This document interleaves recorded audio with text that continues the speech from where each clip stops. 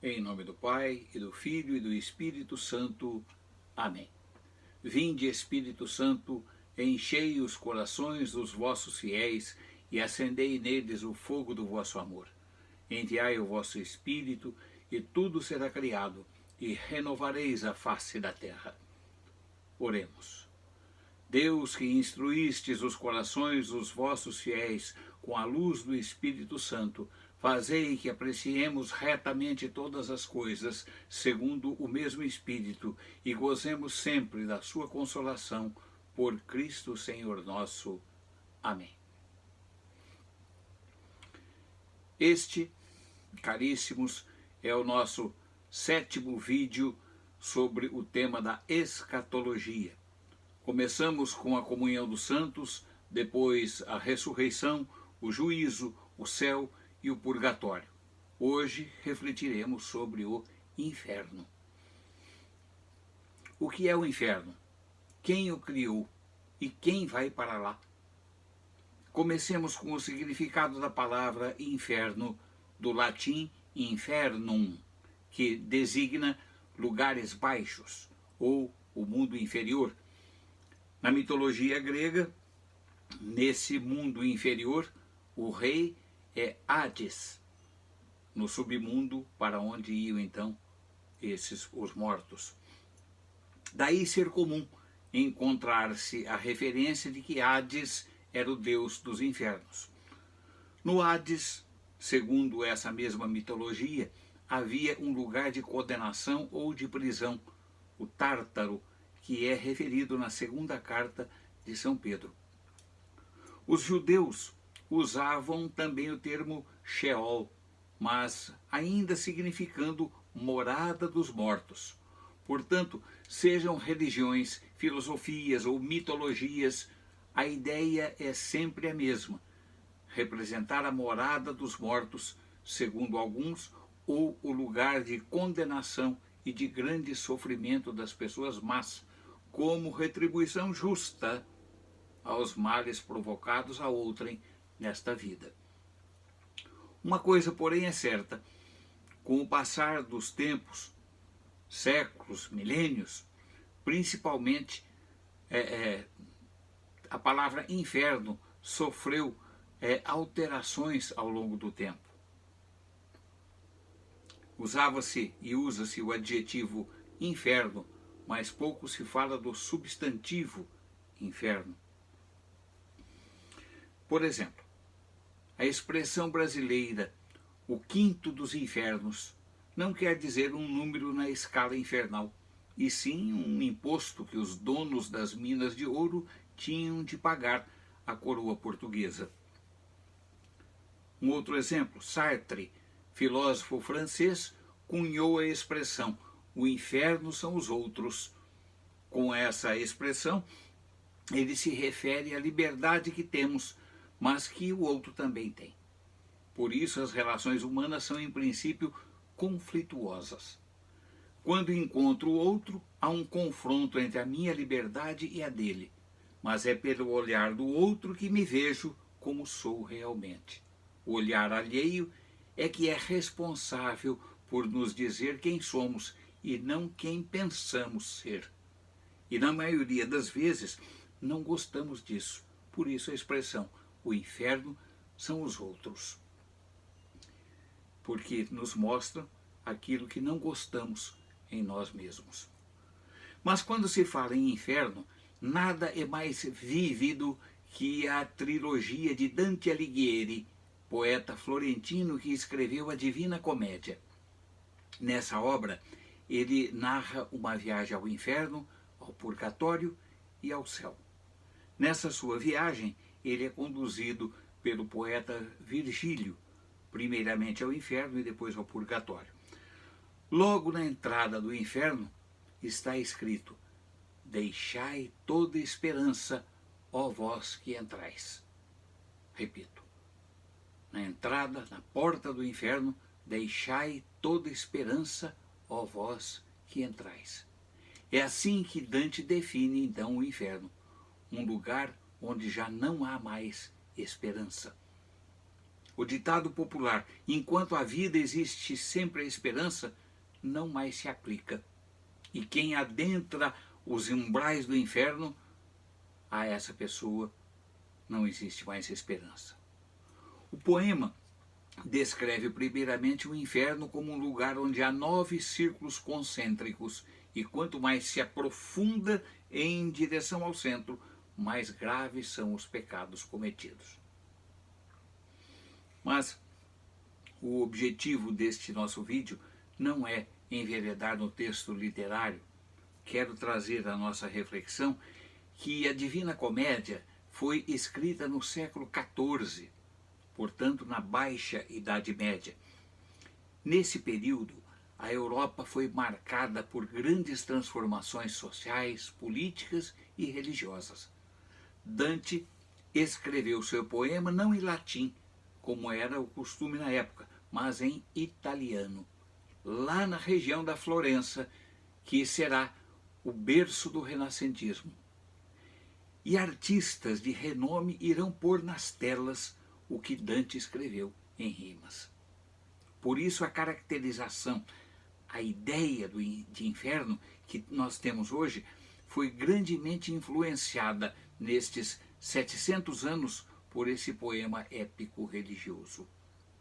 O inferno é imaginado como um lugar de dores e de sofrimentos intensos, lamentos no fogo ou na gélida escuridão, onde reina Satanás e os seus demônios.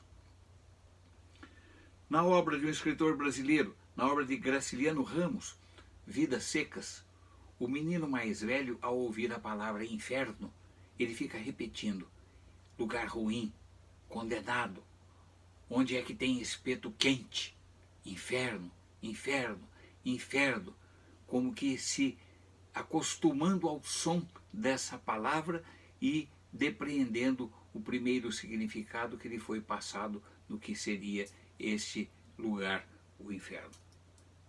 Mas o que nos diz a Bíblia sobre o inferno? A primeira referência está no último versículo do livro de Isaías. Vamos ler no texto.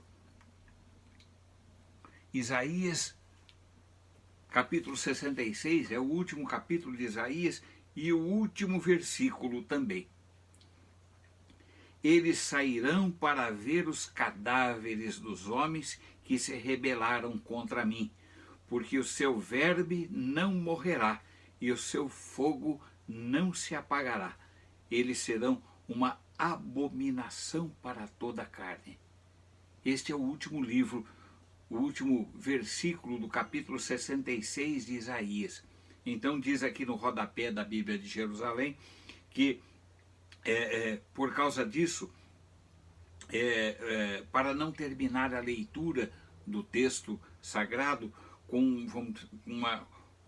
falando de castigos, falando de coisas ruins e coisas tristes, eles diziam que nas sinagogas era costume, depois de ler o versículo 23, que foi esse que acabamos de ler, retornar, 24, desculpe, retornar e ler novamente o versículo 23, que diz assim: de lua nova em lua nova e de sábado em sábado, toda a carne virá adorar na minha presença, diz Yahvé. Então, esse é a primeira menção que temos na Sagrada Escritura sobre o inferno. Esse inferno descrito por Isaías, a Geena, era um lugar amaldiçoado, e era um lugar localizado mesmo próximo a Jerusalém. A Geena, ele era amaldiçoado porque lá foram sacrificadas crianças em culto ao deus Moloque, deus pagão dos mortos. Depois passou a ser um tipo de lixão, onde eram atirados os corpos dos apóstatas e eram queimadas todo tipo de porcarias. Mau cheiro e fumaça eram constantes nesse lugar, nas imediações, ali, como disse, de Jerusalém. O fogo e o vermes, aludidos por Isaías, são símbolos de tormentos sem tréguas, reservado para os inimigos de Deus após essa vida. Quanto aos justos, está reservada, então, a vida eterna. Enquanto que os ímpios ressuscitarão, os ímpios ressuscitarão para o opróbrio, para o horror eterno. Dom Estevão Bittencourt, em seu livro A Vida que Começa com a Morte, ele nos diz muito sobre essa ressurreição dos ímpios para o opróbrio, para o horror eterno. No Novo Testamento, Jesus vem anunciar aos homens a novidade do reino de Deus. Se até então a ideia que se tinha de Deus era de um Deus talvez bravo, vigilante, castigador, sempre pronto a observar as falhas dos homens, as faltas dos homens, Jesus anuncia uma boa nova, a boa nova do reino de amor, um reino de paz, de felicidade eternas, juntos de Deus, que é amor e a quem podemos chamar de Pai. Vai então nessa direção a pregação de Jesus. Suas parábolas mostram muito claramente isso. Assim, no Evangelho de São Mateus, lá no capítulo 5, nós temos as bem-aventuranças.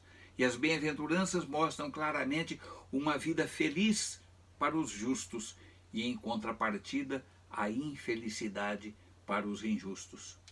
No capítulo 13 do mesmo Evangelho de Mateus, a parábola do joio e do trigo, conhecida nossa, a da rede do pescador, a das 10 virgens, todas elas falando dessas opções de vida que as pessoas podem levar por causa da sua liberdade. Em Lucas capítulo 14, Jesus fala dos convidados ao banquete e depois no capítulo 16 ele conta do mau rico e do pobre Lázaro. Jesus aí enfatiza que a recompensa para o justo nesta vida será o céu, enquanto que todos que visam apenas se locupletar nesta vida padecerão no inferno. Lemos isso também em Mateus, capítulo 25, lá no final do capítulo 25 de Mateus 35 e seguintes, Jesus fala do último julgamento e o faz com muitas repetições, de maneira que fiquem realmente gravadas suas palavras nos corações. Em um dos vídeos passados, lembramos que o céu é uma promessa, enquanto que o inferno é uma possibilidade. Constatamos isso nas palavras de Jesus, na palavra dos santos padres, no magistério da igreja. Se obedecermos os mandamentos, o céu é promessa, é certeza e recompensa. Mas Deus não tira o livre-arbítrio. A escolha é de cada um. Podemos não seguir o caminho indicado por Jesus. Então está aberta a possibilidade do inferno. Por isso Deus não manda ninguém para o inferno. Deus vai, às vezes ouvimos as pessoas dizerem, Deus vai mandar fulano para o inferno. Não, Deus não manda ninguém para o inferno. São as pessoas que fazem as suas escolhas. Isso é o que lemos lá em Marcos, já tocamos nesse versículo em vídeo passado. Em verdade vos digo, todos os pecados serão perdoados aos filhos dos homens, mesmo as suas blasfêmias. Mesmo as suas blasfêmias.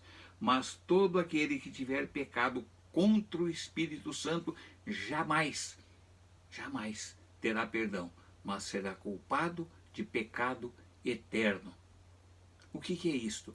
É a recusa da salvação. Deus respeita a liberdade de cada um. Se o homem se fecha, recusa a graça, ele, Deus, nada pode fazer. São Pedro fala das duas opções em sua segunda carta. São Paulo, nas duas cartas aos Coríntios e também nas duas endereçadas a Timóteo, ele traz a reflexão sobre esses dois caminhos. Muito conhecido nosso é o texto de Gálatas, onde ele elenca as obras da carne e os frutos do Espírito. E nos diz, se vivermos pelo Espírito, andemos também de acordo com o Espírito.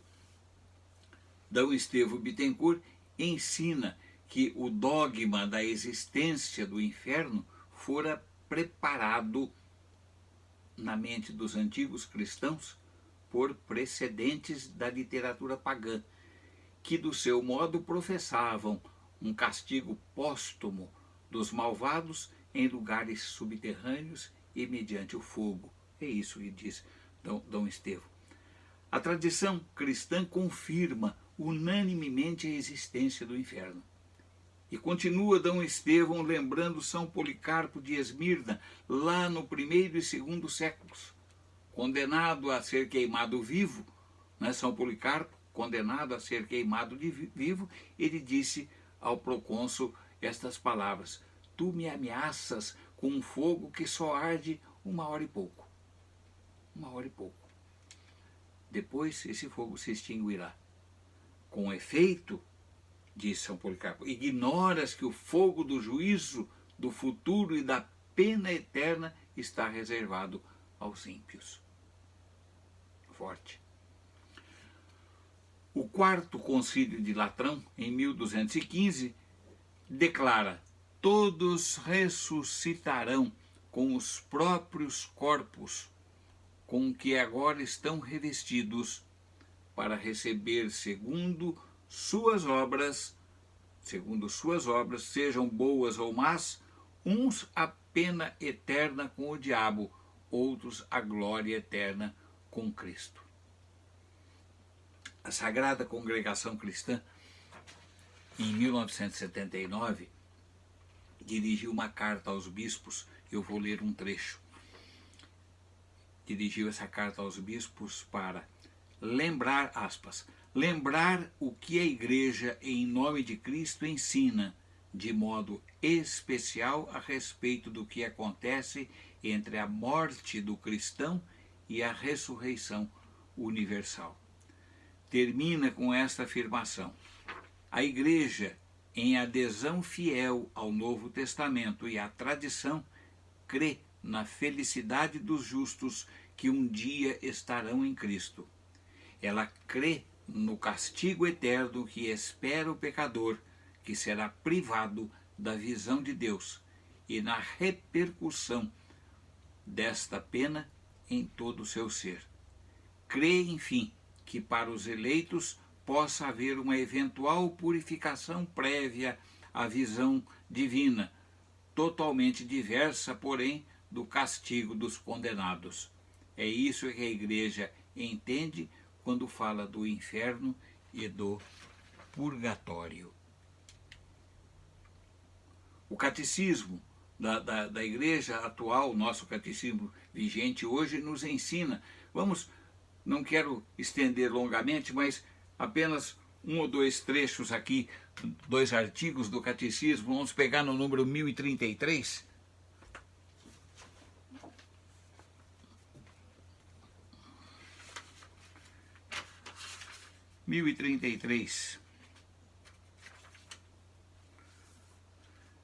Não podemos estar unidos a Deus se não fizermos livremente a opção de amá-lo, mas não podemos amar a Deus se pecamos gravemente contra Ele, contra o próximo ou contra nós mesmos. Aquele que não ama permanece na morte. Todo aquele que odeia seu irmão é homicida, e sabeis que nenhum homicida tem a vida eterna permanecendo nele.